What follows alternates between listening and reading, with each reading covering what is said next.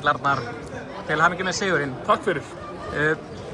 Þessi leikur var svona öðruvísi heldur en hinir í þessari seríu, fannst mér allavega. Já, hann var það svo sem kannski bara fram í hálfleik og þegar vantar kannski tvo framherja hjá þeim bæði Klónaras og svo þegar Tommi meiðist og Tommi var búinn að vera frábær bæði í kvöld og í seríunni.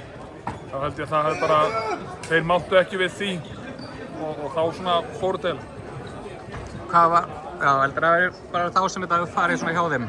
Já, þú veist, og svo byrjum við vel og þegar vantar tvo leikmenn hjá þeir þá kannski er auðvitað að missa trúna þegar við náðum einhverju 10 stiga forskoti og tveir af þeim, þegar 6-7 bestu leikmenn vantar, það er mjög stórt skarð fyrir öllu að eiga við.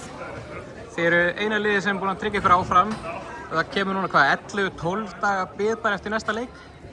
Er það gott, er það slæmt á þessum tímapunkti að fara í svona? Það skiptir, engu máli. Við bara tökum núna 2 daga hvíld og svo förum við að æfum eins og menn og það er bara fínt að fá að æfa líka og þetta er eitthvað sem liðin kunna. Við erum að fara í 2 landsleikjafrí og 1 jólafrí þannig að það er ekki eins og sé fyrsta skipti sem kom eitthvað gat þannig að þetta er bara fínt og ég er miklu fegnar að eiga 12 daga frí heldur en eiga ennþá að hætta og komast ekki í undanúrslit.